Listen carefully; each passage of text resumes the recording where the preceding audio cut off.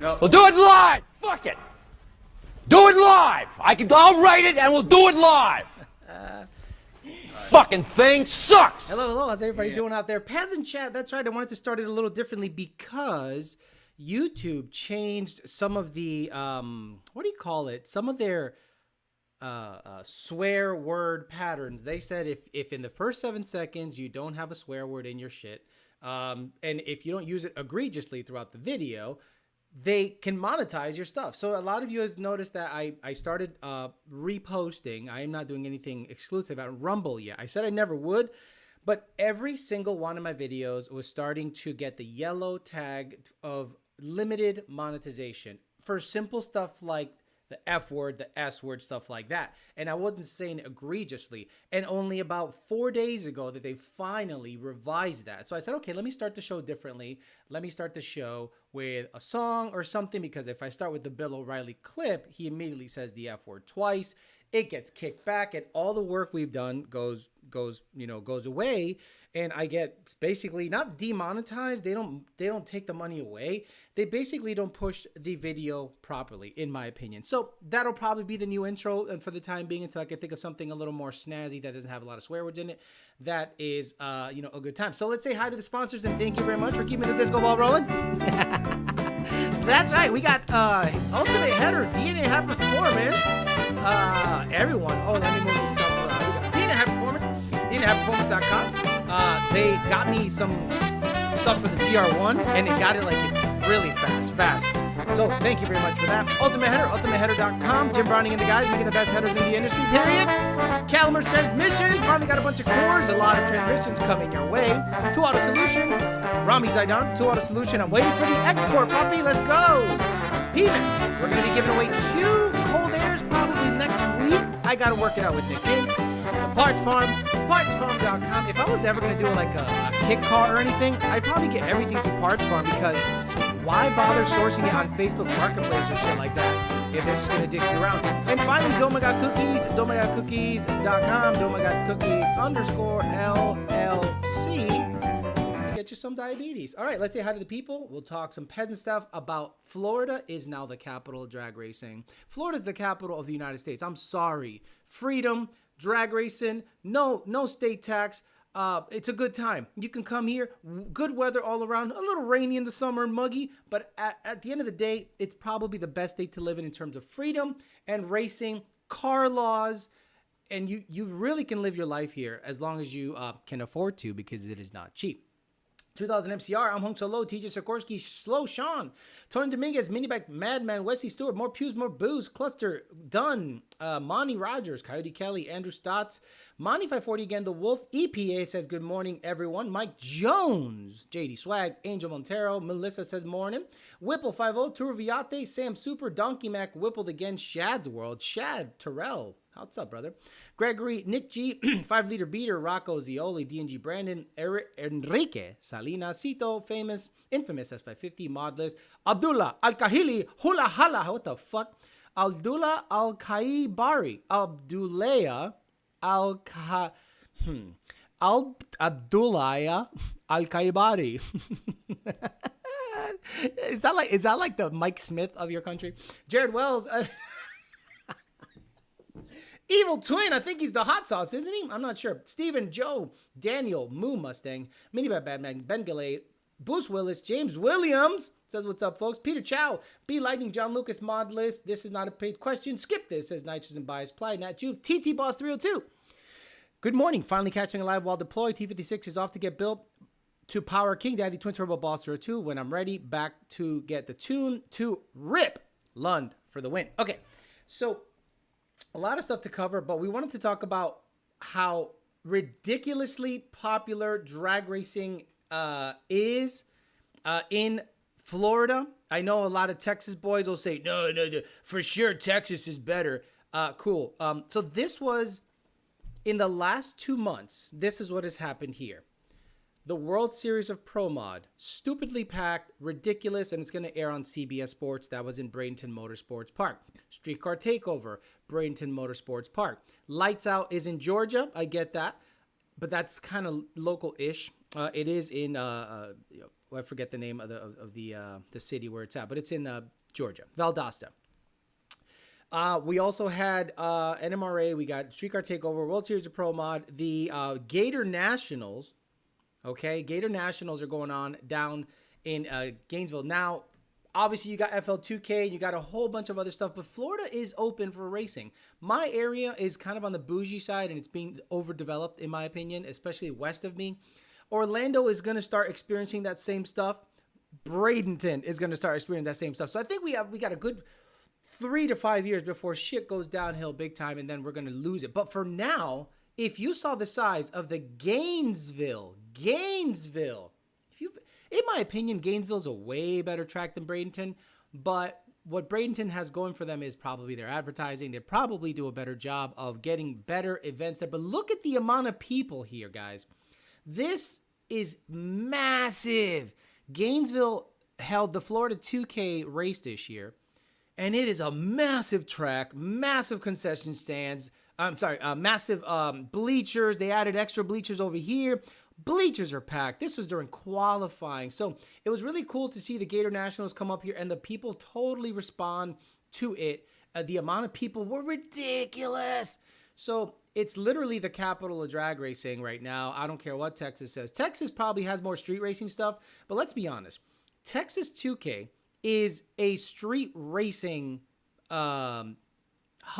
And with Texas 2K going away and the cops really cracking down on street racing, it's not fun anymore. Like if you thought Texas 2K was badass 10 years ago and you were there 10 years ago and you see what it's becoming, you're like, this sucks. We can't do street shit. We can't do dumb shit on the loop. We can't do dumb shit on an 899 or Katie. We can't do any of that stuff because the cops are literally cracking down. And that was the whole reason people would come from all over the world to street race in Houston. Now that Texas 2K goes away, that's eventually going to be, a foregone conclusion. And since Texas 2K mistakenly allows the GTR class to absolutely water down and make their event unwatchable. Absolutely unwatchable. You see the streetcar class get down, you see the heavyweight class get down, and then front wheel drive and GTR, bye-bye, broken, see ya. And I was like, bro, this is 2 to 3 hours a day where stuff is just running badly, breaking down, and I don't care about it. Now, will I watch it? Of course. I want to watch Brian Luna run sixes in the streetcar class. I want to see if Mustangs take the crown on the streetcar class. I want to see all that stuff. But I don't care about GTR, DCT. No one gives. You want to have a DCT World Cup? Cool. The good thing about the DCT class is you have time to go get food while the DCT class gets rolling. Whatever. So if you want to fuck with DCT, I don't give a shit. Now, DCT is also like Porsche shit. I'm sorry, Audi stuff, Lambo stuff. So I get that. That can be badass. But at the end of the day, people don't go there to watch DCT. They go there to watch the street car shit get down, especially the A class. So we'll talk about Florida becoming like the hub of racing based on what you see. The 4 events in a row that are pretty badass and pretty packed and pretty popular. I don't see any other state specifically having that kind of notoriety or high-end racing or high high-profile racing happening. Texas 2K has Houston's has Texas 2K, and then just everyday racing. Yeah, they're gonna say they got truck nationals that no one gives a fuck. Like no one clamors for that shit, in my opinion. So what are you gonna do? You are correct. Development is getting close to Orlando Speed World. Yes. When I went to Orlando Speed World and I saw the amount of gas stations, and Cooper said it on his podcast. Cooper said, yeah, if you go to Orlando Speed World, you're going to start noticing that Circle K's, racetracks, meaning gas stations, Wawas, and hotels are encroaching their way into the where the track is, and I don't see that surviving long term. And Bradenton, we all know Bradenton, even though they put up a good fight, I think the housing is going to overtake that regardless of what you say, because that's where the money is at. You'd literally have to have a World Series of Pro Mod style event every other weekend to make it like, I don't know, enticing for the council to say, bro, that bitch brings in revenue. And but you know, you can only have so many tests and tunes and track rentals to justify, you know, staying open, and then housing is just going to take over that shit. Do the announcers yell at you, Florida, just trying to race? That's the funny thing. Okay. I watched Lights Out 14, and there's an announcer there. I think he's a black guy. He's a super nice guy, but god damn it, he yells into the mic, and I just tune out. Like, you got to be professional. Like, if you're going to say, oh, back up from the mic. You know, if you go, oh my God, oh, you know, you hear it in the booth, but you don't hear it in the mic. And I don't think these guys have feedback. I don't think they hear themselves on the microphone. And that makes it unwatchable. By the way, announcers don't need to blab all the time. Announcers do not need to blab all the time. If the event promoter hires you as an announcer, does he say, by the way, when there isn't racing going on, blab all you want to bore the shit out of the people? Like, you're not interesting. No offense. You have a good voice and you announce racing. If racing is not happening, shut the fuck up. Play music over the shit. But what happens? Somebody breaks down and goes, okay, everybody, so now we're going to do this and da-da-da-da-da, and you know these cars and blah, blah, blah. Nobody cares. Nobody cares about what you know about cars. We need it. We need silence. I have been at tracks where an oil down happens, and then I go to get a burger, and I can't order my burger because the motherfucking announcer doesn't shut the fuck up. There is no racing happening. There's no racing happening. Shut the fuck up, bro. Take a break. And then when you say, okay, suit up, lane 1, lane 2, then okay. But after a crash happens and the tractors are dragging, shut up. Let me get a fucking order in without you yelling at me in my ear about what you know about, LSs. And stop saying buenos fucking dias.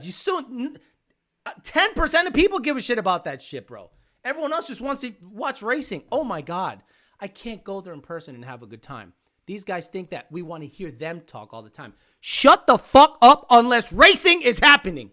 Thank you. So that's why I don't go. Yeah, I don't know. Yeah, exactly. Put some heat in the motor. Yelling at a guy that's in a car that has zoomies in it to pull over is the dumbest fucking thing I've ever seen in my life. Pull over! Do you know what the guy hears inside the car? Do you know what's happening inside the car? Do you think he can hear you outside? Go, no, the announcer told me to pull over, so I'm going to pull over in the middle of my 9,000 RPM 2-3 shift on some stupid ass shit. I don't watch. I put the volume down. I wish racing would happen and minimal commentary was happening. That'd be great. What's up, Broncos saying? Pro Mod World Series was sick to watch. Wild screw blown Hemis. I don't understand it. I'm gonna be honest with you. I don't get it. Like, pro mods are fast and cool, but unrelatable to me. So I look at that and I go, fast cars, awesome. I don't care. I'm sorry.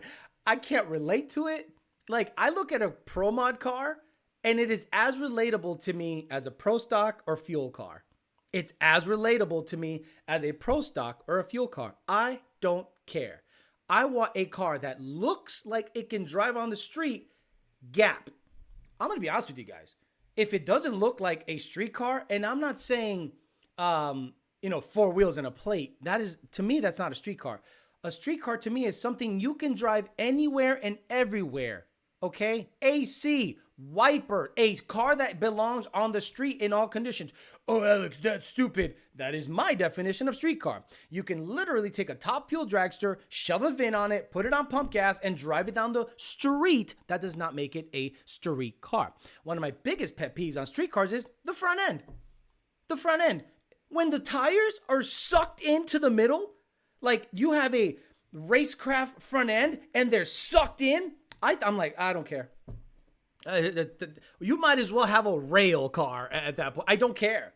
I don't give a shit when your tires are sucked in. Well, Alex, that's for aero. I don't care. A street car to me looks like a car that comes off the lot and just gaps. And that's why I still think Fox bodies can get it. There have been some really fast Fox bodies out there that look like a street car. And I go, that looks like a street car to me. But when you have sucked in front end, you have separation that is 40 inches. That means the rear end work is about $30,000. I'm like, I'm sorry, I can't relate. I just can't relate. Alex, my new car has a P0024 code. Haven't had much time to look at it. 150,000 miles. Am I going to need timing and phasers? More? I don't know. Like a P0024. I can't tell you exactly what you need. But P0024. Jesus Christ. Delete. P0024. Here we go. Oh my god. Camshaft position. Yeah, it looks like your cam jump timing. Camshaft position B, timing over advanced system performance. This can happen for multiple reasons. Mechanic needs to diagnose it. So yeah. So you have an over retarded situation. So real quick, I want to mention it before I forget. Chris Rush told me to give a shout out to a guy who got his car stolen at NMRA. Another reason I don't go to Orlando. This gentleman's Pete Blosser. They stole his Mustang. It's I think a Coyote swapped Whipple car. So it's in China right now.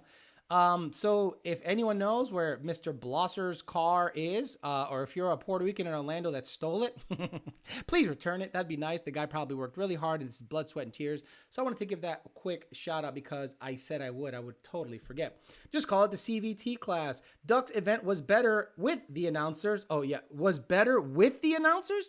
Okay, I saw it. That shit sucked. Alex, about the piss neighbors off screaming this early. Bro, fuck them.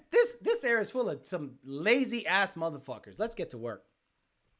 Most announcers love to hear their voice like the South Park episode that like to smell their farts. Be useful to call a janitorial to the explosion of the restroom. A streetcar has only rears. Gotta have a hood to be a streetcar. That's the other thing. What do you call it? When someone says streetcar, and then they're sweating their ass off going from here to Arby's and back. I'm like, you don't have AC? They're like, you don't need AC to be a streetcar. In Florida, you do. in Georgia, you do in the summer. Maybe not in Maryland. Maybe not in Illinois. Maybe not in California. But in Florida, if you don't got AC, you probably won't sell that car. You know what I'm saying?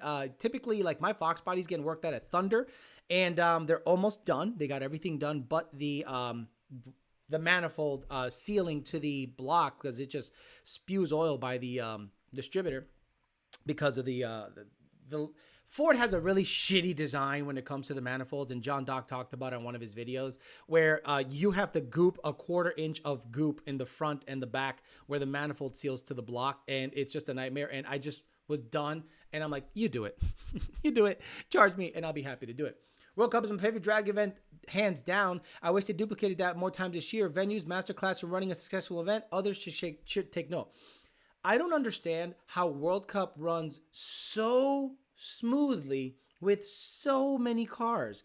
I don't know if it's the people in the lanes that they got, like, let's go, stop fucking around. Maybe whatever formula World Cup has going, that should be duplicated, like he said, in every single event going forward. And in my opinion, the organizers of World Cup should be consulting everybody, and everybody should literally listen to everything they say as to how to run an event. I don't care if Streetcar Takeover, NMRA, you name it. Whatever event is happening should be consulted by the people running World Cup, because if you want a template, okay, that's the hard thing. Like, the hardest part about anything is figuring out the organization of the classes, the run order, and then if shit goes downhill, how to modify and tweak that. World Cup has it licked. I've watched 6 or 7 World Cups on Flow Racing or in person, and I'm ridiculously impressed. The amount of weed, okay, in order to get the attention of the people that are high as fuck, because bet me this, I guarantee there's a good percentage of guys high as fuck racing down the track at World Cup.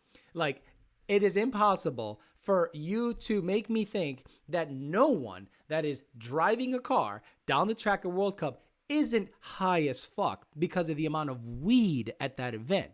It is ridiculous. If you've ever been to World Cup, you have gotten a contact high and you're outside. You are outside. And if you didn't get a contact high, you didn't go. If you did not get a contact high at World Cup, you did not go. So the fact that they can keep high motherfuckers organized and going down the track is a testament to how they have it running over there for sure. Your car has Fetterman timing. Sorry, bro. Car's probably Hialeah getting parted out. You know, I really like the people in Hialeah in South Florida because of it's such a crazy part of Florida to me. It is Spanish speaking. And if you don't speak Spanish, you're an asshole. Like, don't you dare come down to South Florida. I'm saying south of Boca. And think that, well, this is America. You should speak. Shut up. They outnumber you. There are successful $1 million businesses that don't speak a lick of English. And if you do and refuse to speak Spanish and you want to work in that field, you are fucked. So the fact that Hialeah has mostly Spanish-speaking people that have no problem welding a car together. Like, oh, we'll just cut it down the middle, weld it together, put, some seam sealer, and things will be good, and I'll try to sell it. And then they paint it really nice. And you go, and then you're in, like, Illinois or you're in Massachusetts, and you go, oh, my God, look at all these cars in Florida. There's a rust-free. Holy shit, they're cheap. Then you get it home and you let's say you get a flat one day and you get under the car and you're like, oh wait, there's 3 different colors under the car. There's blue, there's red, there's like 5 different cars, but it looks good. If it's a street car, it has BBK headers, the China rail. You need AC in Maryland, summer, hot and humid. It's 100 here. Oh, by the way, I think you guys will like this very much. Today at 5 p.m., Alec Bledsoe from Late Model Performance interviewed with me, and we had an hour and a half. We could have gone for 3 hours. This guy is legit as fuck. His come up story is ridiculous. I think you guys will highly enjoy his communication skills. He is one of us. He's one of the bros. He is not weird. He's not talking above you. He's a layman. He's a bro. So we talked for an hour and a half, and the only reason I cut it off at about an hour and a half was because I had a 2-hour time limit on my software. I would have to pay $100 a month to record for more than that. So we ended up talking for a long time about everything that's going on with this shit. And he had some great revelations in the video. 5 o'clock today, my interview with Alec Bledsoe of Late Model Performance. It is great. I listened to it at the gym. I was like, this is great. This is going to do so well. And it is podcast friendly. So I will put it up tonight at 5 p.m. on video format and on Podbean immediately. So it puts it out to Spotify. So I'll put up this video the moment it airs, and I'll put up that video the moment it airs on podcast format so you can listen to it that way. It was great. And the guy's a super bro. I love him. I would like to see a streetcar shootout with manual cars only, but nobody can drive a stick anymore. It would be very interesting to see a real driver's race. Well, I mean, look, define manual. Fucking Turbo 400 is manual. If you activate it with your hand. That's never going to happen. Because you're going to get this one cocksucker that'll complain. And if you were to say, let's say there's a streetcar class and you have to clutch in. That's just how it is, bro. Shut the fuck up. You got to clutch in. No strain gauge, no nothing. What the fuck? My fucking pussy hurts because I like a strain. They'll never do it because they'll complain. And what happens when you complain enough? The event organizer bends over backwards, fucks over 30 people that stuck within the rules for this one cocksucker that is probably, let's say, a known guy, or people want him at the event. Because what happens if that known guy complains enough and you say, motherfucker, the rules are plain and simple. Follow them or fuck off. He'll go on Facebook like a bitch. He'll go on Instagram like a bitch. He'll bitch about the fact that he didn't get to run a race that he was not qualified for rule-wise. It'll never happen. So now stick shift is H pattern, and that's it. and strain gauge and guys, whatever. Like, I would love to see a diaphragm clutch style stick shift class that you clutch in on the shifts. Broken parts everywhere, like everywhere. Just drive shafts flying, transmission cases. It'll be like a Honda event. Crazy. Man, I need to go to World Cup now. You gotta go. You gotta go just to experience it. There's a guy local to me. His name is Sergio. He's more of I wouldn't say he's an LS guy. He's kind of just like a hot rod guy. He has fast small block Fords, fast LSs. He's a car enthusiast. He went and he goes, that shit is so wild. Like, he's a Florida guy. And Florida guys that have never been outside of Florida probably think that the best racing on the planet is in Florida. And I'm gonna go to World Cup. And it changes everything. You go, holy shit. There are 5-second Fox bodies there in the quarter. Yes. Not a Fox body with, torque box reinforcements. No, like, stupid dumb shit. But 5-second quarter mile Fox bodies. And you're like, yeah, this is serious shit. Or low 6-second stuff. 640, 630, 620. And it just changes your perspective on racing. I smell the weed during the World Cup. I live 20 minutes away from Maryland International Raceway and get a contact in my garage if the door's closed. Hi, Alex. Just woke up. A little horny, but whatever. Now I'm here watching you. Alex, Rogan here putting in work. I can't wait to see it. Hold up. What did he say? Made it. Question. Can we really smell the lotion in the cookies or not?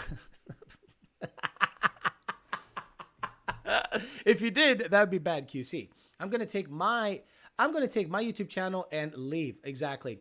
I remember the donk races you were at, all of the weed and barbecue smoke you had to walk through. Exactly. I think we talked about classes and people complaining. I'm just sick of whiners. I've never been a whiner like that. I know guys that live to whine. And just fucking race. And if you don't want to race, or there are people in that class that you feel are cheating and the event promoter is not noticing it, get the fuck out of there and shut the fuck up and leave. Just shut the fuck up and leave, man. You don't have to race. So to go out of your way to complain like a bitch because somebody you feel has an unfair advantage, shut up. Don't race. Leave. Oh, but I don't want to leave. Okay, well, do what he does. Like, don't follow the rules then. And then, how's it going to feel when someone complains about you? How will you feel about that person? Let's say you're that guy that complains all the fucking time. And then someone says, hey, that guy indexed 3 seconds slower than his car currently runs. And then the event goes, well, that's normal. That's okay. You can break out after 3. You could break out 3 seconds from your dial in. Well, why the fuck so don't race anymore. But how's that guy going to feel? He's going to go, why are you complaining? That's part of the... So no different than you complaining about someone else. They're going to complain about you. You're going to feel the same type of way. So just shut the fuck up and either race or don't race. That's it. Just fucking leave. Racing sucks anyway. It's stupid. Shut up. Like, I remember I was talking to Alec Bledsoe, and I mentioned it, and he goes, well, these motherfuckers don't race, and these motherfuckers only test and tune. And I go, yeah. If I have a YouTube channel, and my channel is about learning and personal bests, I could give 2 shits about racing.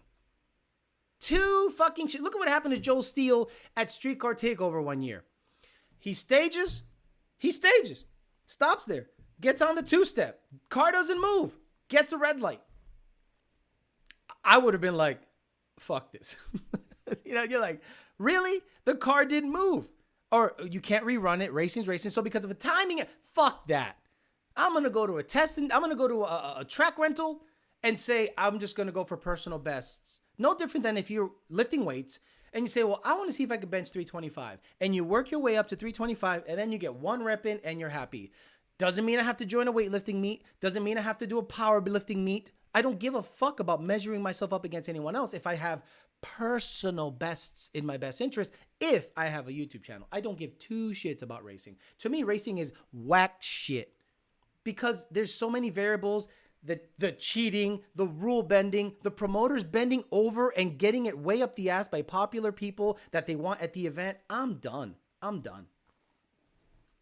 Pedal kicking's where it's at. Motec confirmed the Flat Fox shifts faster than the DCT. Oh, John Lucas, what's up, brother?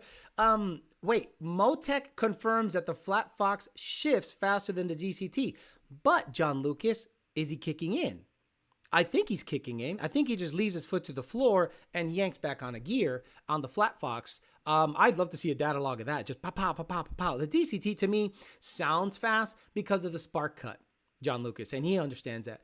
The DCT shifts sound fast because of the spark cut. It doesn't actually shift way faster than what? Foot to floor, wah, and get in there, and, you know, because a lot of you guys can't drive for shit. And if you can pedal, kick, and do that shit, I love that shit. So confirming pedaling in and shifting to me is real racing. Just like, okay, you guys say street car is anything that can be driven on the street. Cool. I say real racing is kicking in while you clutching in on the shifts. And if you don't clutch in on the shifts, that's fine. I can't look at that and go, okay, what happens when you miss a shift with a strain gauge? What happens when you miss a shift with a strain gauge situation? I've seen guys that miss and they have a hard time getting it back into gear. Do you then have to clutch in? Like, it's almost like it has to be perfect. You have to launch, you have to have grip. 1, 2, 3, 4, good. But what happens? You go 1, 2, 3, and then, do you then clutch in and shove it in? Or do you just shove it in as the RPMs are coming down and have a big grinding noise and fuck shit up? Whereas clutching in, you might be able to catch it if you do miss a shift. And I think that's part of the a variable that is enticing to me. With stick, you could miss 2 gears and still win the race and not tear up your transmission. But with a strain gauge situation, I don't know exactly what happens if you miss a shift and you got to try to grab it again. Does it just grind the shit out of everything? I don't know. You can actually have a real clutch in a Turbo 400 too. Yeah, I heard about that. Every time after World Cup, I start thinking about building a rotary. Yeah. I would love, if the channel makes it, to build a Starlet or a Toyota 1.8, 13B or 12A, whatever, doing the little choppity chop, an 11-second car. 11.7, 11.3 is plenty fast in a little shit box like that. You know, and I don't want it to be super loud. There are mufflers you can put to really hone in on that rotary sound. Some people just straight pipe it, and that sounds like absolute assholes to me. But if you put the right exhaust in it and it sounds just subtle enough, I think it's really fun and cool. But the rotaries are super unreliable. But I would want one day if the channel makes it, just to fuck around. That's just trying to walk a grocery store in Colorado. Subarus and vape pens as far as the eye can see. Is your Fox Body 5-lug swap? Yes. Debating if I should do it or if there's a badass 4-lug kit available. What? Yeah, all my Fox Bodies are 5-lug. The reason to get a 5-lug is to have a better variety of wheels and strength. You just have more studs to hold the wheel in place. It's just better. The rear end in my Fairmont is badass. It's 8.8, 5.8 studs. 9-inch ends. It is legit badass. Yeah, Wesley, I don't care, bro. Wesley, I don't. Good for him. I don't care about that guy in this channel, bro. I don't care. The people that complain all the time are the same people that will call your boss. John Lucas, yes, pedal kicking all the shifts, bro. Legit.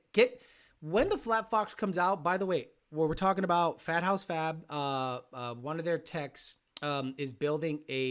has a Flat Fox that has been 7s, GT350 single turbo, GT3 Voodoo motor, Motec, stick, T56, everything. So then he's now making it lighter, safer. It's going to be a 30 car or a 40 car by the time it's done, right? I think it's going to be a 40 or a 30 car by 730, 740 car by the time it's done. I need cameras on the feet. And if he kicks the clutch and runs 30s or 40s, that is more impressive to me than a 6-second H pattern car with a strain gauge. That is more impressive to me than a strain gauge car running 6s. By far. Diaphragm clutch, line lock, and T56. That's racing. I saw a video on Instagram of trained dogs driving cars. At this point, it's obvious driving an auto requires no skill. No, it doesn't require skill, but if you want to go fast for the sake of going fast, awesome. But you're not driving that car. Like, you're not driving that car. And I get it. People will say, Alex, you don't understand. I understand that my second time ever driving a 1100 horsepower turbo 400 car, I went within a tenth as fast as the car ever went with any owner, ever. So it is not hard. Premix live, clutch kicks, face plated, dog ring, age patterns are where it's at. Me too. When I see that shit, I'm one of those guys that when I see a car, when I know a car is clutching in on the shifts and he's going on the track, I'm behind it going. When he takes off, I go, I'm shifting with him. I'm like, I'm like, oh fuck. And then you see no offense, but you see a strain gauge car go down the track and it's fast and it's impressive.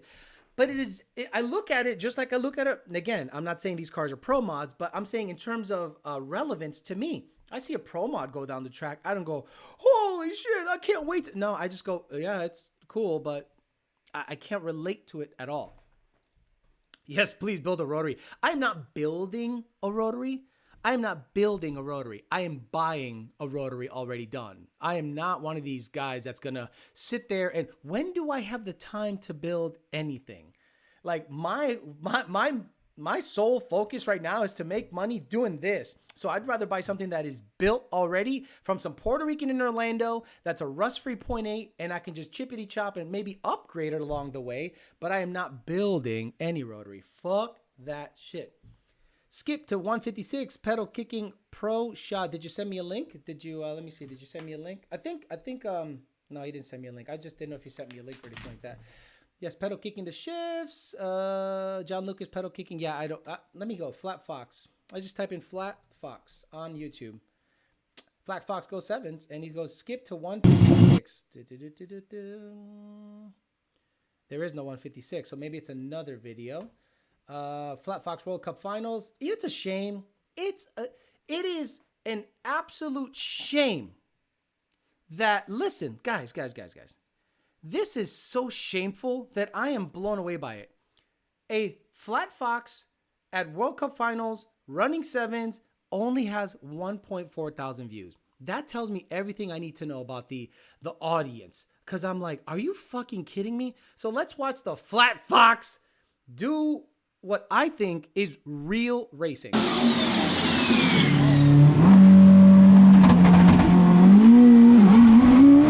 Oh, yes. Oh, yeah.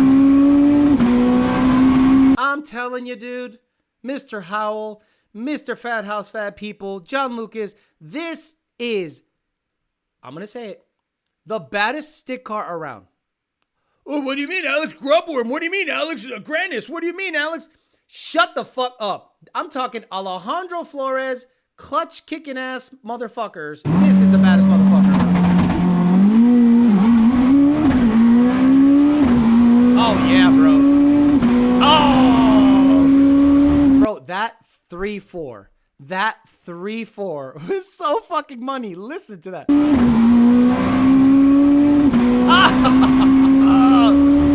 By the way, guys, what shifter do you have? I got the T56 and the GT500. I'm ready. I'm ready to party. Oh, 7.6. Bro, nice. See that? Nice little burnout. No drama. No fucking bullshit. Oh.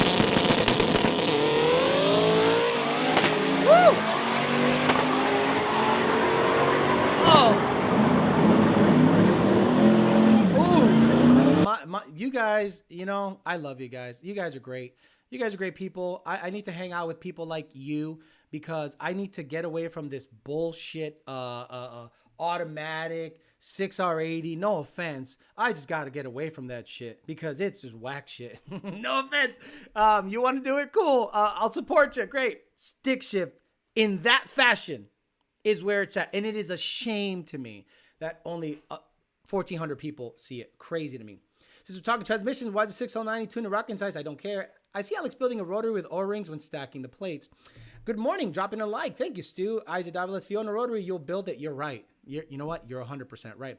Can you turn a Gen 3 head into a Gen 2? No. 5-blade nollie. Late to the show. Good morning, everybody. That's so sick. Third pedal. It didn't even seem that violent inside. It's really not. If See, there's a lot of people that are inside the car, and when they shift with their whole body. You know, and they take the steering wheel, and I know you can't drive for shit if you got your hand on the steering wheel like this, and you're shifting. If you go to the track and there's a stick shift guy and his hand is at 12 o'clock, you're a non-driving motherfucker. I don't give a shit what anybody says. Let me see where homeboy's hand is. I think it's at 5 o'clock or 6 o'clock, if I'm not mistaken. 7 o'clock. Yeah, that's where it should be. Okay, gentlemen, if you're racing, this is where your hand on a stick shift car should be. Bottom right or bottom left a little bit. Like, yeah, exactly. 9 o'clock or 7 o'clock. Never, never, never 12 o'clock. 12 o'clock is so weird to me. Stop it. Just, you need to stop it. You give me a boner, bro. Fucking badass. Badass, badass. Love it, love it. My GT500 won't be there. I know it. I know my GT500 is probably going to be an 8-second. Look, 8-second stick shift in a GT500 is fucking badass with a blower. But because it's heavy and T56 and triangulated, you know, a 3-link or whatever. So whatever. But at the end of the day, I don't want that car to be Billy badass. That car is going to be mostly street, live at about 800 to 900, and at the track, turn it up to 11 or 1200 and try to run an 8 with slicks in it and be a happy guy. Alex just dropped the load. MGW shifters for the win. Is that an MGW? Look, I'll buy an MGW for the T56 because Barton doesn't make one. But for the T56 and the Corvette, of course I'll buy an MGW because that's all there really is. Man pedal's the way to go. Alex should reference your video from back in the day dealing with the squids in the water box. This dude was making love. Hand at 7 is the best. While shift. The guy actually has a bicho between his legs. Lake to the show, says Justin Michael. Alex, is the EPA going to find Malaysia volcano? You know, that's one of those things that I would love to talk about more, but because I don't want to get into too much, you really don't want to poke the bear. Like if you're really stupid, you poke the bear. You say, hey, fuck you, buddy. You know, and then they can just turn around and swipe at you and shit goes downhill. So because there's stuff happening in the background, again, nothing negative, just giving you a heads up that I'm probably going to be a little easy on them until it all boils over because they're not looking that good when it comes to that the East Palestine, Ohio train derailment, then the subsequent action or to purposely burn more shit in the air. It was just a debacle and it's hidden. It's gone. It's gone from the news, except unless you're local.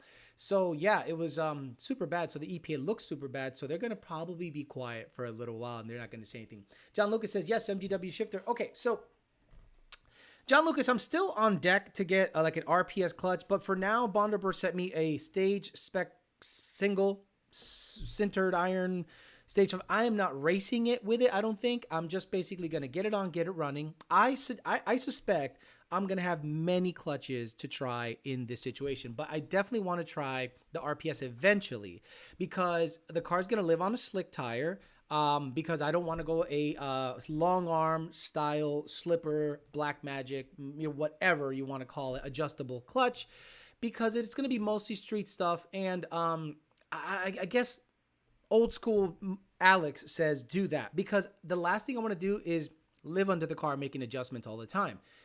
That to me is race car stuff, and that's great if you want to race it competitively like the Flat Fox I'm sure is going to do, but primarily that bitch is just going to be chopping and driving around here, but it does have face-plated stuff, so even though if I'm driving easy, I'm going to be shifting really quickly so it doesn't sound like it's grinding like a Mack truck.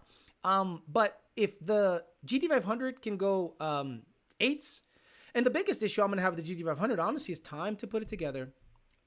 Keith Ray, I hit him up. He said pistons are still not done, so that was a bummer because we're 8 weeks in. But again, shit happens, so he's going to do his best to get a timeline going. But I'm also not in a rush, but the longer the car sits, the less motivation I have to fuck with it. And then I don't have the time, so I got to put it together myself 100%. Engine, clutch, put it in, wire, everything. And I don't know where I'm going to find the time to do that, so we'll see how all that goes. Racing, driving with a gangster lean, 12 o'clock. Getting my like, I'll watch from the beginning. Don't forget the Blowfish bracket. Exactly. Tommy John says, Alex, if you had $35,000 to spend on a weekend car, what would you recommend? I'm thinking a Gen 2 performance pack or a Gen 3 just a GT.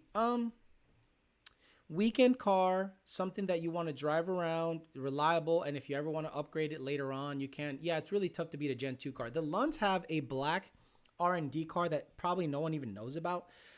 They call it the Money Pit for obvious reasons, where they do Motec testing, they do a bunch of different testing. And see, people don't even realize how much testing Lund does in the background. And Senior is semi-retired, but his semi-retirement is literally wrenching on the cars. Like, he probably has, in my opinion, a dream retirement, but it's also stressful because he has to put all these cars together. But the guy knows everything front to back about the Gray Goose and the Blue Goose. So his retirement is show up, build race cars. So that's actually pretty awesome in my opinion. And I think he deserves to obviously enjoy the fruits of his labor, because he's done nothing but just get after it for 50 years. And now he's enjoying it a little bit. But the black car, the Money Pit, I'd love to buy one day. If they ever sell the Money Pit, I'd probably buy it because it is a premium black Gen 2 GT. And it is very good looking. It's a very good looking car. And I would absolutely love to build an 8-second twin turbo car out of that car if one day they decide to sell it. But the Lunds don't really sell stuff. They just keep adding to the fleet. James says, I'd love to keep my 3rd gen Camaro stick shift, but since I plan to turbo it, I am concerned about getting a clutch in it to leave right. Don't want a long clutch, something that'll slip a little bit. Well, I mean, James, and I can slip the clutch with my foot though. Yeah, but you got to understand, you need repeatability. The hardest part, in my opinion, about stick shift stuff is repeatability. I, for some reason, got really lucky with the clutch, tire, suspension setup with the black car, where I could leave and cut consistent 145 to 142 60-foot times. That's why that car was super efficient. It went 10-1 at 137 or so. So I didn't have any more power to throw at it. And I would leave at 5,500 to 6,000 RPMs. Not on a two-step. I would just rev it, dump the clutch, and it would just, after some suspension adjustments, of course. And once I got the suspension dialed in, it was repeatable everywhere. And that was crazy to me that I was able to go to Palm Beach International Raceway, cut a 142 there, then go to Modnats, cut a 142 there. The aha moment was in the valving of the rear shocks. I was leaving at 15 PSI with a 2810.5 Mickey Thompson stiff wall slick. And then I had Menser valved AFCOs. And those are super difficult to, you can literally overdo it with one click. So once I was able to dial in just trial and error, I got to a position where I'm like, I don't got to touch them. And it just ran great everywhere at that power level. So I'd love to get there with the GT500. I'm probably going to race the GT500 at 800 or 900 horse to start, just to see where I'm at. And then incrementally bring the power up. And if the car runs like a 950, 940 at moderate horsepower, I think with obviously 1100 or so, working on the launch and the two-step and the leave, I think I can get it to go 8s. And the plan is to go 8s, stick in the GT500, and that's it. I'm not going to competitively drag race it. I'm not going to go to Street Car Takeover. I am not doing any of that shit. It's a GT500 that it looks, to me, it's like a piggy bank. And if it runs a number, and I'm happy and I enjoy it for a year or two, and then I sell it, get a house, that's the plan. MGW on my GT500 RXT 1200 shifts good, coming from a Pro 50 and Cedar track shifters. Tony, I have a Magnum T56, so the shifters are probably not going to feel the same. Alex, are you a fan of the WS6 Firebirds? Abso-freaking-lutely. And if so, what do you think about the insane prices people ask for them? Honestly, the WS6 Firebirds are probably the best looking Firebird that came out at the time. I remember when they came out, I was like, man, this bitch is bad. And this is a perfect setup for me. I mean, if I was to get a Firebird, this is it. Deep dish, S71s. I mean, deep. Look at that. I mean, that's a very, very good looking car. And it's hard to say that if you don't like this car, something's wrong with you. And I get it. You probably go, oh, they're gay. At the time, they were top dog. Like, you weren't touching these cars with a stock anything from Ford. You really had to do some work to your shit to keep up with these cars back in the day. And the reason they're popular and desirable is because there weren't that many of them. It's like a GT500 of its day, I guess. We talked to Alec about them from Late Model Performance because he had a Firebird back in the day and he talked about it on the interview. So I think you guys would appreciate his perspective on the cars. I would definitely need to put a gear in it if I kept it manual. How much gear did you have in it? My GT500 has a 373 in the rear gear. So I think that'll work with a 266 first, but it might need a 355 or a 331 depending on the power level. Who knows? How much gear did I have in the black car? 410. Because I didn't have a lot of power. It basically felt like a 331 MT82 car. You know what I mean? 331 MT82 car is a T56 with a 410 at that power level. There we go. All the kids at my high school in Texas had WS6s. We about to see Section 8 at Grudge Nights after Alex sells it. No, my goal is this. I've seen other people run drag race stick shift and be in the 950s, and I love you. That's fast, but it's not like holy shit fast. If you have like a race car, or a car that makes over 1,000 wheel, you should be low 9s, high 8s pretty easily. And if you're not, you should work towards that.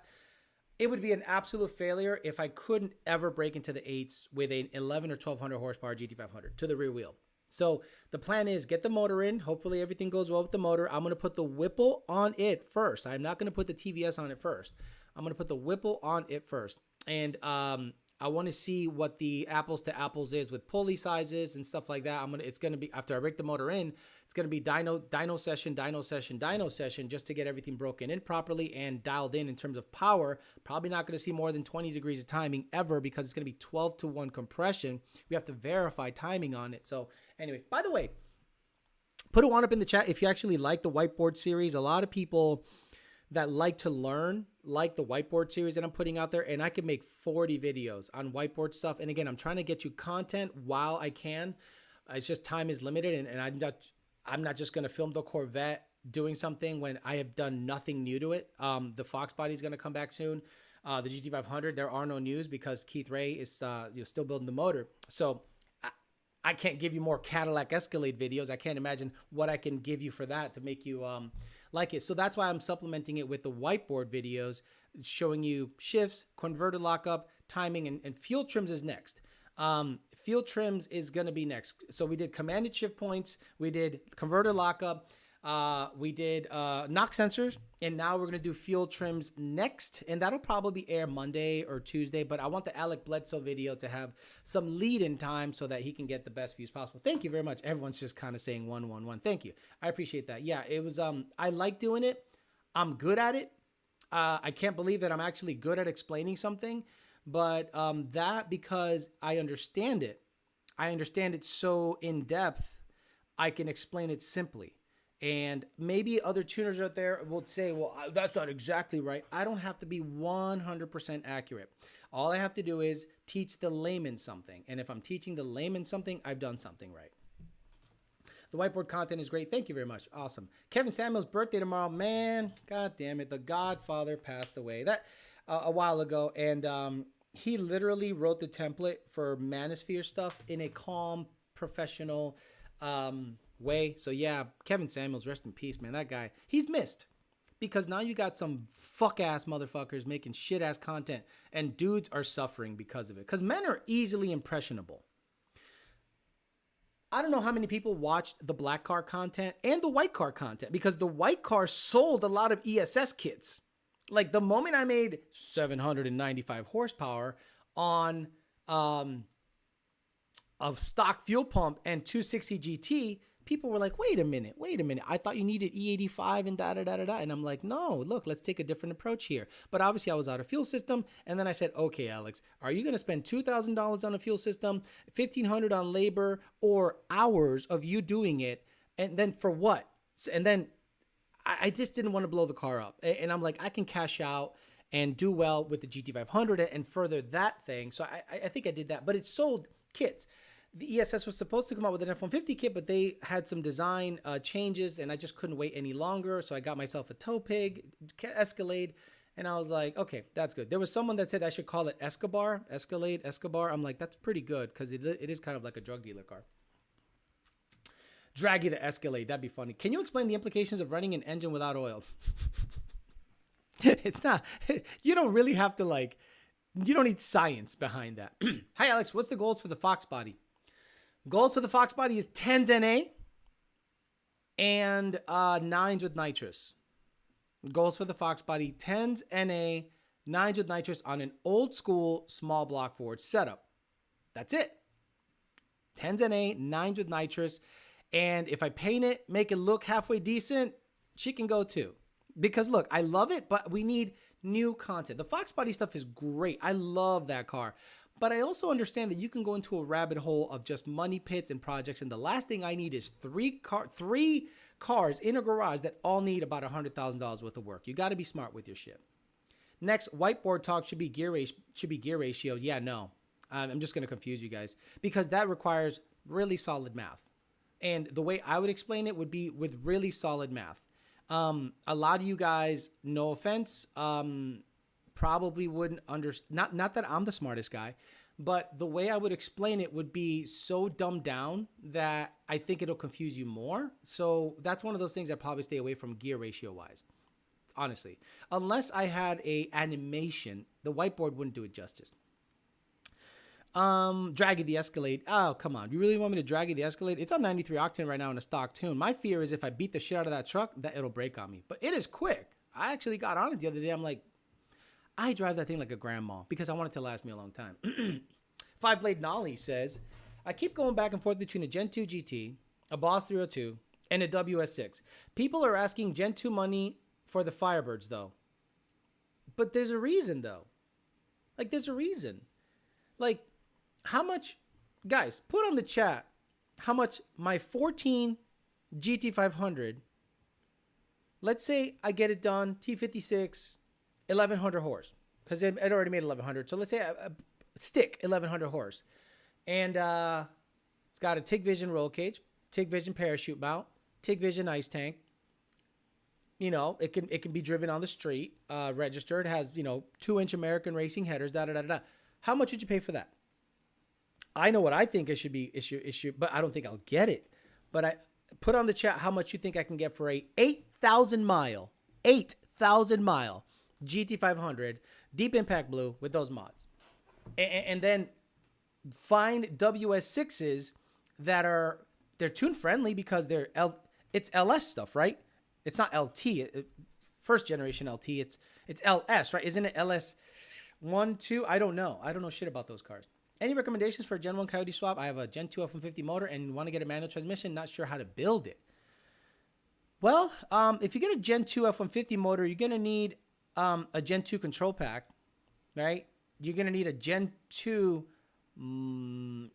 It depends on what control pack you're going to use. So let's just do this. Let's just tell you that you're going to need to call Power by the Hour, and they'll provide the proper harness, the proper computer.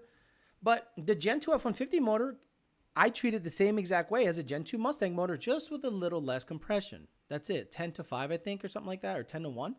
So it's just, in my opinion, very strong. You can make 850 to 900, no problem. It can take the abuse, no problem. Little lower compression, different firing order, good cylinder heads, Gen 2 cylinder heads. So I have no issue with that. Like, are Gen 2 F-150 heads the same as Gen 2 Mustang heads? I think they are. The best thing is that you can explain it in layman's terms, but I think some people hate that. I think some tuners hate the fact that I explain it simply. I want to make 800, 900, 373, or 410 with a 20-inch tire, 6,500 RPM, probably 373s. For an ESS G3, is there a difference between using an FIC 1000 or 1050Xs? You have a little more headroom with 1050Xs. James wouldn't want a longer gear, whatever. I pretty much would same setup as the white car.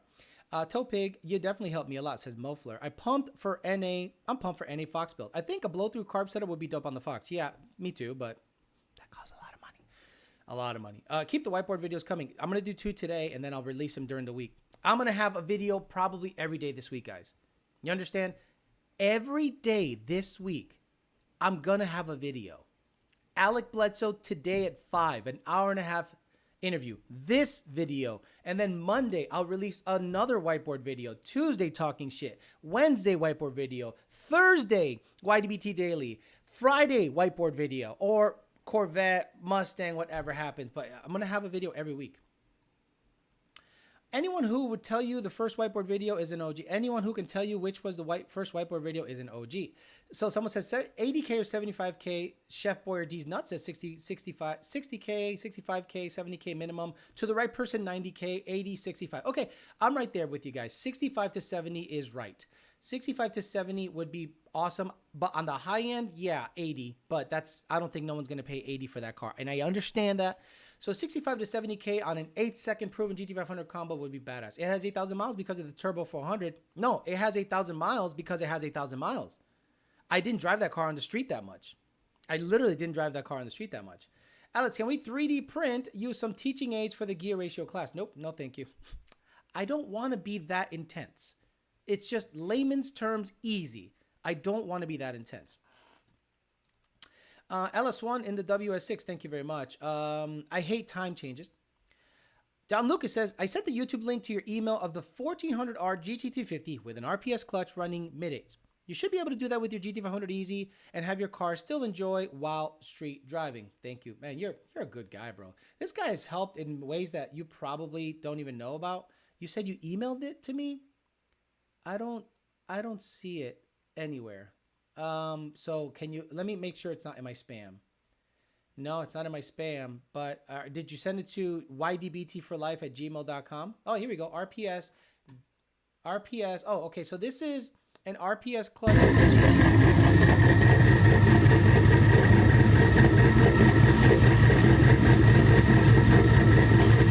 I'm sorry. Nothing sounds better than a Camlope with turbos through it.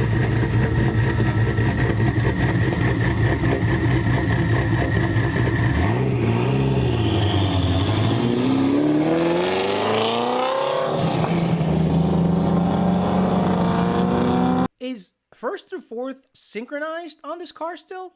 I mean, mine isn't. Mine's face plated, so the shifting's gonna kind of suck on the street. But this thing's synchroed? Like 1 through 4 is synchroed? Actually, all of them? If it is, that's super cool. But I wanted like all the badass shit.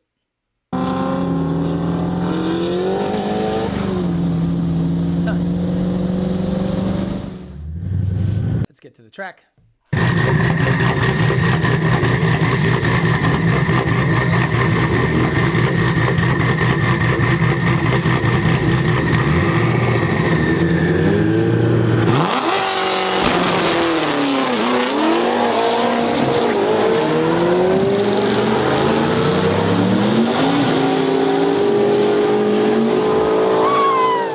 My God, just so cool. So cool. Let's see the inside, the in-car view. There we go.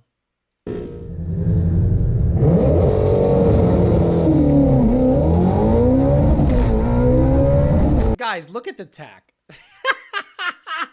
Look at the tack. It buries like an 8800 or something. Look at right here.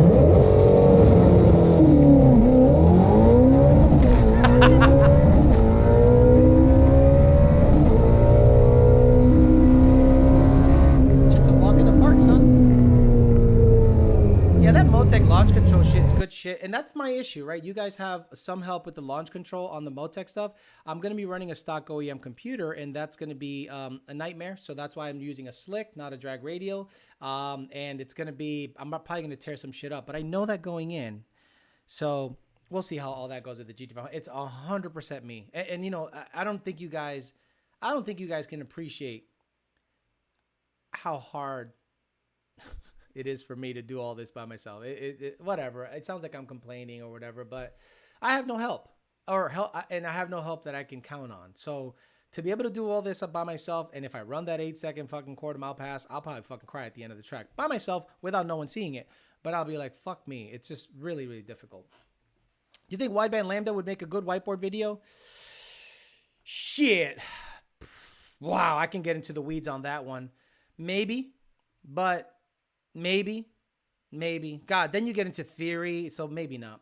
Back to YDBT Daily. Awesome, exactly. We have another Shop 350 with an RPS will be out this summer. Want to get some low weights out of it and then do some road course driving. Want to show how it can have your cake and eat it too. Yeah, no, badass stuff.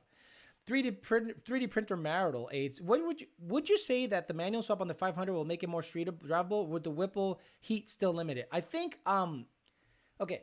So the reason I went higher compression is that I wouldn't have to boost it too high in order to make the power. So if you have a 12-to-1 compression GT500 at 18 psi, it should make 1100. If you have a 27 psi 10 to 1 compression GT500 motor, obviously you're spinning the rotors faster and causing more heat. So that's what I'm trying to achieve with the higher compression. Any word on your old Fox? Nothing. Literally, John Lucas says, yes, they synchroed the transmission. That I probably should have done that, but I wanted just dumb shifting. Maybe I'll buy a backup TR6060, and that's probably the smart thing to do if I have the funds. The T56 is the race shit, and if I say, okay, this is too gnarly for the street, I'll probably get a TR6060 from Ben Calamer and say, let me get that same gear ratio, throw it in, same OSS sensor, different drive shaft. So it'll be different drive shaft. So basically, I'd have to shove in a T56 when I'm going to go racing each time. Wow, no drama with that pass. Great driver and setup. Absolutely. Mortex or swap. Mortex swap or a house. A house. And then, look, that's a good one. And, you know, I never make fun of the price because you want the best shit, you spend the money. And that's just how it is. I'm never going to look down on somebody that has Motec on their car and go, well, yeah, it's supposed to do that with Motec. I'm just saying it's a great driver aid. It's great adjustability. Vit and the guys at Motec do a good job. Corbin Johnson does a great job with the Motec stuff too, with the support on their end. And I can't think of any other company that has such a vetted package of premium high-end Mustangs than Fat House Fab. That's why I was very happy to talk to Ben Stoner. And once they get their shop up, they have like a new badass shop going up. I'd like to talk to him again because I want to help him promote product. Not that he needs it. The red whatever GT500 sold out like that. Obviously, there's some questions I have about that I probably shouldn't ask, but I understand that I'm not looking to cause waves. I just want to promote their product because on the Mustang end of things, they're the kind of people you want to deal with. They're on the hot. They're not Starlight headlinering anything. Thank goodness. All right. Which car covers do you like to use? I just use the regular Amazon shit. I'll go to my Amazon cart and see what's the last one I bought, and I'll show you a link. Returns and orders. Oh, really? Really? It's going to ask me to sign in again? Why am I signing in? What happened? Oh, come on, man. I don't even know if I got the right one. Great. Now I got to fucking sign in like a fuck. Get a verification code. Yeah. Oh my God. Fuck me. You know, that's what I get. That's what I get for trying to help you guys. I don't know why. I wonder if someone like hacked into my shit because I don't have I don't have any it should be auto-filled. Yeah, I don't get it. Oh, okay, forget it. You're fucked. I'm not going to do it. I'm not going to try to find my Amazon account. Actually, I'll try one more password. Oh, no, that was there. I'm locked out. Fuck it. So yeah, just find your own. Fucking car covers. Who gives a shit? Multec system exhaust with a spoon engine for the win. Thoughts on them new 21 F-150 Vortex? Mike, I really don't care. I'm gonna be honest with you. I don't care. I don't care unless Lund. Look, there are certain things I care about because Lund Racing is into it, but I'm not necessarily into it. I think 6R80 is crazy. I think 6R80 chasing 6R80 shit is nutty, but I'm going to support what they do. And I'm going to say that's the best auto in a Ford. If you were going to buy one, get a Gen 2. But you won't catch me dead like going all in on 6R80. Fuck no. Get a 400 in there, turbo 400 in there, run a number and be done with it. Look at Nickel White. That guy has a stock motor Gen 2 car that was a stick shift car. He threw a single turbo kit of 400, stock motor, and it runs 8.1 at 170. So if drag racing is the name of the game, I don't touch 6R80 stuff. No offense. I love Jake. I love these guys. But I'm going to promote it because my boss is heavy into it. But on a personal side of things, I couldn't give two shits about 6R80 stuff. Just checking in, leaving a load. We'll watch later today. Got it. You need to enable two-factor. I did. And I had to sign in somewhere else. And I'm like, fuck that. DNA says, I know I'm backtracking, but check out Brian Crane running 7.6 and a 6 if we sponsor him. Brian Crane. Okay, I don't know who that is, but I believe you. What bias ply do you recommend for a stick car? Who's your QuickTime Pro? Yes. Does not fit my class and the tire needs to be DOT. Why isn't a QuickTime Pro allowed in your shit? Why doesn't it fit your class? Isn't it a DOT tire? I don't know. I mean, I was going to say that one because that's the only one I have experience with. I mean, I'm old, so I remember the ET Street tire being bias ply back in the Fox Body days. And I was like, that's what I want to get after. But I didn't ever mess with anything else on the modern side of things unless it was a Hoosier bias ply, Hoosier QuickTime Pro. Let me see what the password is on this one. No, still not there. I'm blown away by that. Oh, come on. So I'm gonna have to go on the other computer. You guys are gonna wait because now I got a little time. You're gonna have to wait because I got a little time. And I'm gonna see if I can sign in. I'll share the stupid car cover. A fucking dumbass.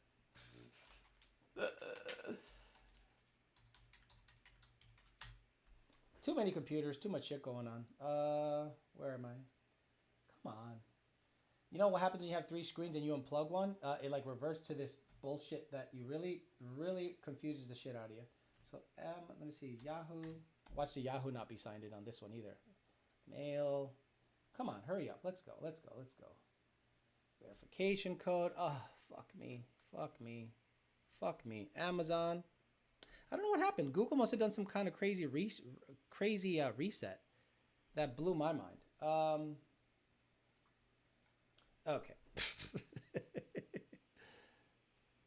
You guys just gonna have to wait. Plain and simple. Forgot your password. Continue. Okay.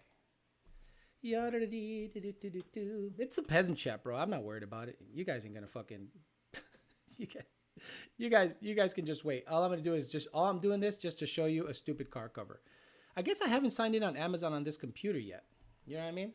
Another fucking verification thing. Dude, just fucking do it. 15 things to verify that I'm actually signed in. Approve! God damn it. I just want to see a stupid car cover. Oh my God.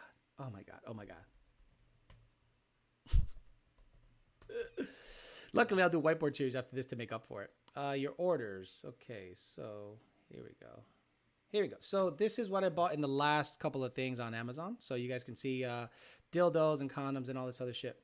So I bought lug nuts and I bought this. This is a Cars cover. Purchased 2 times. So I have 2 of them. Custom fit 05 to 14 Ford Shelby 350. This fits everything. This fits my this fits my Gen 2, Gen 1, fits my Corvette, and it fits my Fox Body. Like everything, it fits everything. So I'm going to put this in the chat real quick just so you guys are aware of what I use because why not? And there you go. There's the car cover that I use. So you guys will, have fun with that bullshit.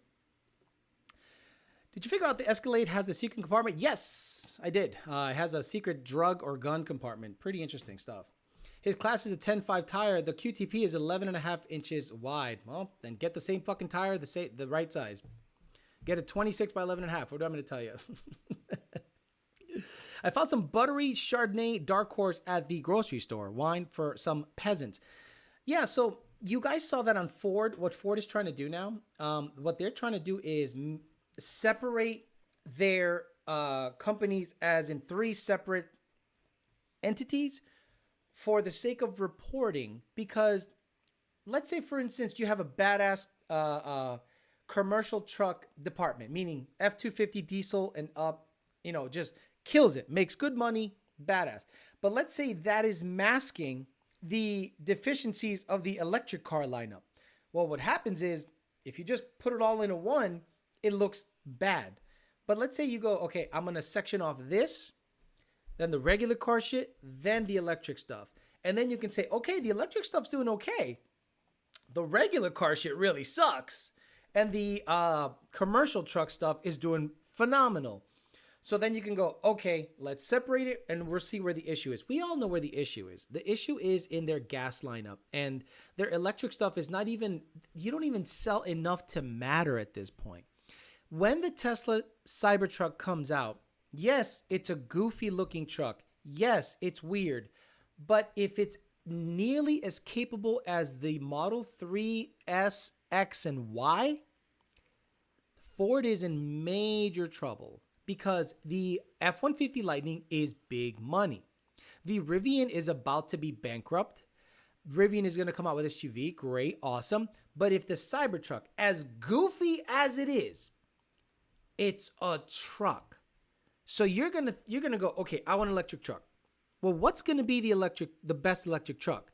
Is the best electric truck gonna be made by a company that has literally no skin in the game, or let's say very minimal skin in the game on the electric side of things, or the electric car company's truck? Now you could say, well, no one has built better trucks than Ford because Ford F-150 has had the highest selling vehicle, not just truck, vehicle in the US for a very long time, the Ford F-150. Or is Tesla gonna chip into that market? I think Tesla, when the Cybertruck comes out, as goofy as it is gonna make the F-150 irrelevant if the price point is right. If you have three options, let's say a very base, low kilowatt per hour, 200-mile range, daily driver that has a bed, I'm probably going to buy that over a Lightning. If that same company then offers two other tier packages, like a P90 or P100 or plaid version of that Cybertruck that runs 10s or some shit, I'm going to look at you dead in the eye sockets and go, if this thing can tow, and if they can use the technology they're using in the semi-trucks, in the Cybertruck for towing capability, and have it be wildly efficient, more so than the F-150 stuff, the Lightning is dead. Dead. So they don't know what Tesla's going to do because they have no idea. They can't buy one. They can't R&D it. They can't reverse engineer it. But once Tesla actually starts making Cybertrucks, I feel Ford is dead in the water with their Lightning. It's just that's just my personal opinion.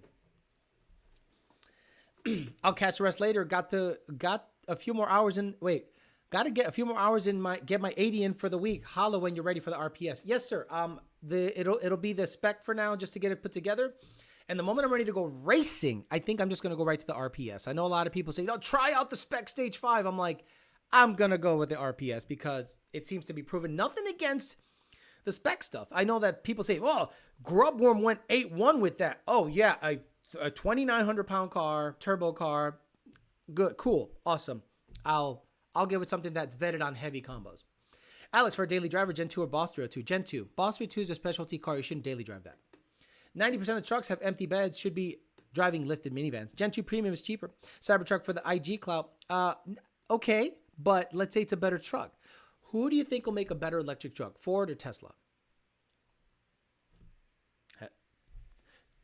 Do you think Ford will make a better electric truck than the best electric car manufacturer on the planet? Actually, they're fast becoming the best car manufacturer on the planet with the vertical integration. It's almost not even close. It's almost laughable that an electric car company is killing everyone else in their manufacturing process. Not Fat House Fab Racing, Waffle House Racing. Dropping a like, off to work, watch later. Tesla, hands down. We know it isn't Ford. Exactly. So, yeah, the IG cloud's going to be big.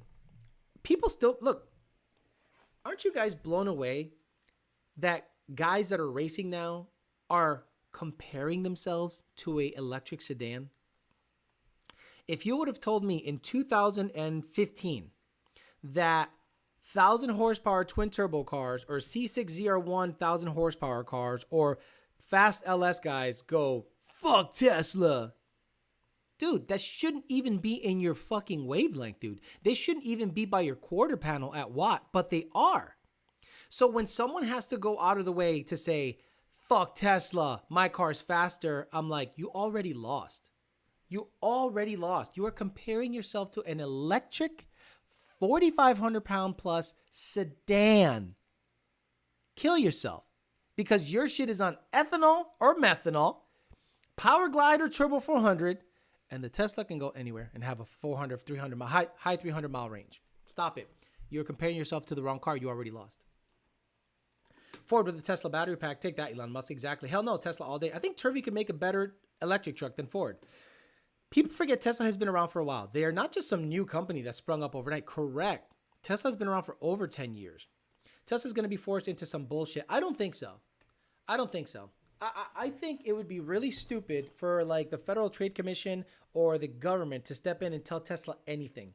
Because if the agenda is renewable bullshit, then Tesla has a leg up on that. They're vertically integrating. They're using less petroleum products. They're using their solar. Every single one of their gigafactories has insane battery backup, insane infrastructure. Everything is done, made in-house. So the government can't go in there and say, we need to regulate you. Why? They're killing it.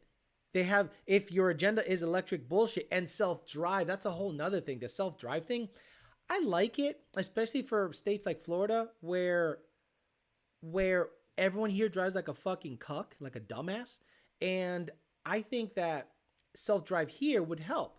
The insurance rates are kind of high here because the driving is so bad. Massachusetts has some of the worst drivers on the planet. So does New York. And they're all here.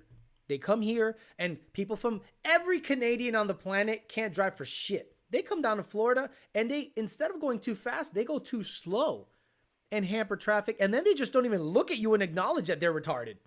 Like Canadians make an insanely stupid move. And I'm like, and they're just, they don't even bother to look over.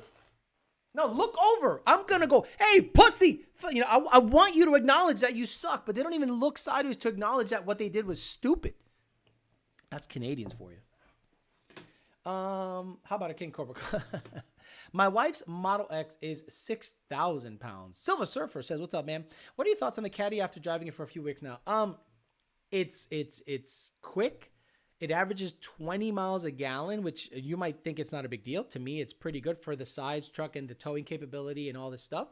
I've gone out a couple times in it just around town and stuff, and it gets attention. It's nice, has good acceleration. It kind of blends in because in my area, there's a lot of them. I really like it. I like the seating position. It's almost too technologically advanced for me because I like simplicity. But I'm really enjoying the Cadillac. I actually enjoy going outside, getting in it, and going somewhere to do anything. Grocery, I washed it yesterday, and it was great. I had a bunch of, it feels good to have it. Quick, it handles like an SUV. I like the air ride. I like the rear view camera. I like the massaging seats. I like the power. The power is great. The power is actually pretty darn good. Not blazing fast, but for an SUV, it's great. And if you ever have to rebuild the 351 in a Fox body, will you stroke it to 427? How do you know it's not already a 427, Redbird? It makes 460 rear wheel horsepower, 470 rear pound-feet of torque at the rear wheels. How do you know it's not already a 427 or a 363 or 408 or something like that? Love Tesla, but I wonder why it's been taking years to release the Cybertruck. It's been in the works for a while because they don't rush a product. Look at I'm more concerned about the Roadster. You got to understand, Model 3 and Y are the main money makers. According to Elon, if he was to dump the S and the X, they'd be fine.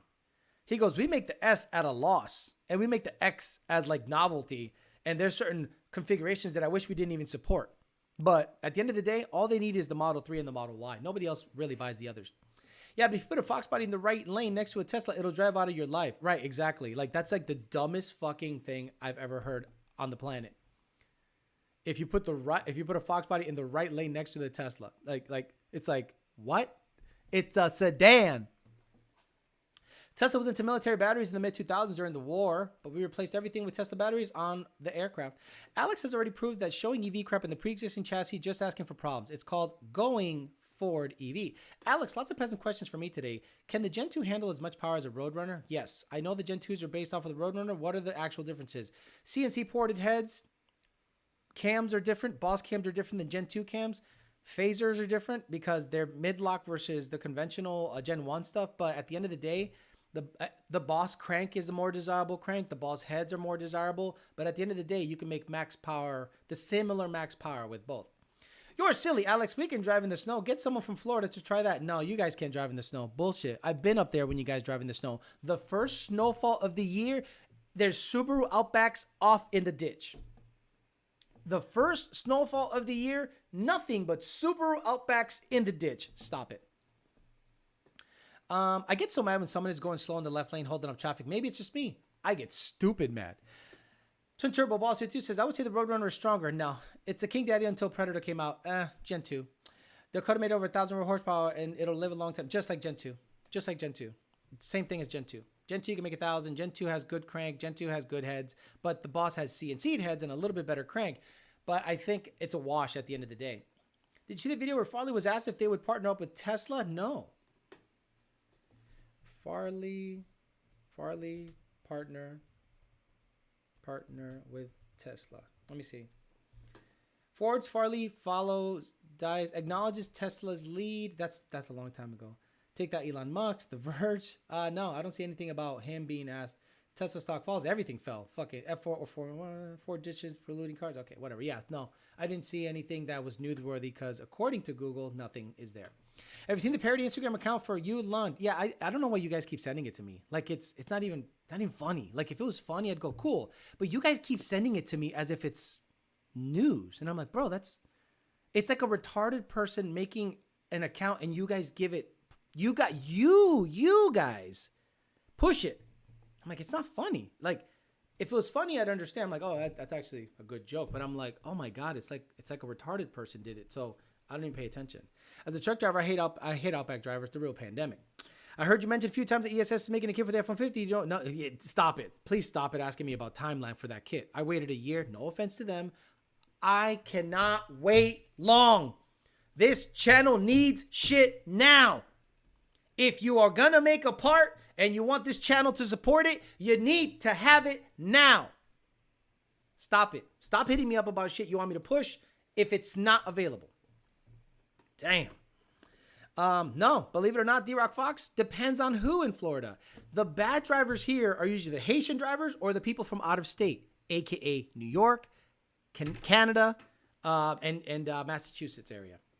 So glad I picked up a 16 GT California Special a couple of years back. As the time, I really didn't know which gen was better. Gen 2 is king, in my opinion, on everything. 6R80, control system, power output, aftermarket support. I think Gen 2 is, in my opinion, the one to get.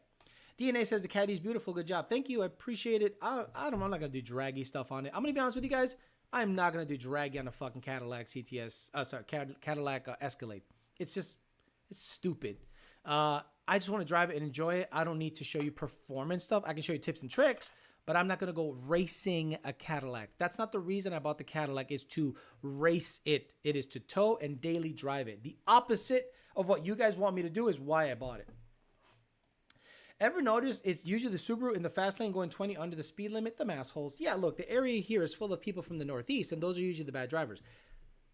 Okay, so right around April to May, everyone leaves. They all go back up north to Canada or wherever the fuck they're from. Michigan, Ontario. They leave. And the restaurants are open. You can get parking. And the highways are mainly clear, and there's less shitty drivers. There's just simply less shitty drivers. The people that live here, that live here 24/7, 365, are not bad drivers. The Haitians are. Yeah, the Haitians are all bad drivers. It's like genetically encoded in their DNA to drive like shit. But everyone else usually is out of state. Admits to Sandy Morrow, Tesla has crushed us on YouTube. Yeah, but come on. You don't even have to say that. You just look at what's happening. It's like saying the sky is blue, water is wet, the sun is hot. Tesla crushes Ford in that EV game. Yeah, please don't rag out the Escalade. It's a good daily nutter. Exactly. People, draggy it. Okay, you buy a $50,000 truck and draggy it and beat the shit out of it. I mean, fucking, come on. I just drive it. Will you draggy the Fox body by chance? I already did. Look at the videos. I already draggy the Fox body. Already done. Once it's back, sure. But I already draggy the Fox body. If someone gets you at a light in the Escalade, tell me you won't go for it. I won't. Monty 540, I don't give a fuck. I am listening to my Bose 1000-watt system and getting my back massaged. I don't give two shits I can't even hear anyone next to me. Oh, Alex, you're going to have... I don't care what's next to me. I'm not that fucking retard that goes, oh, look, there's another SUV next to me. Time to gap it. I am not retarded. I am listening to fucking heavy trap shit. Windows up. You can't see inside. Tint. Getting my back massaged. And my peanut butter seats. I don't give a fuck about what's happening at the light, bro. Not in Miami. No one knows how to drive there. I agree. When Canada sends their people, they're not sending their best. Well, they're sending their richest. People are stupid. Draggy a nice daily. Exactly. Draggy a nice. Well, Alex, beat up your Cadillac for us for 5,000 people to watch it. I'll pass on that. That's something Cleater would do. Hey, let's race an SUV and do burnouts in it. Exactly. Gotta love people that think every vehicle is a race car. Yeah. And those people want you to do shit in your car that they would never do in theirs. Would you ever beat the shit out of the vehicle that you want to be the most reliable? No. That's why I considered a Tesla. But the problem is I needed something to do everything. Have room, tow, be nice, have a V8, and I'm like, yeah, Tesla doesn't have anything. But a Model S Plaid that's fully loaded, one day, sure. Why the hell not? Or a V3.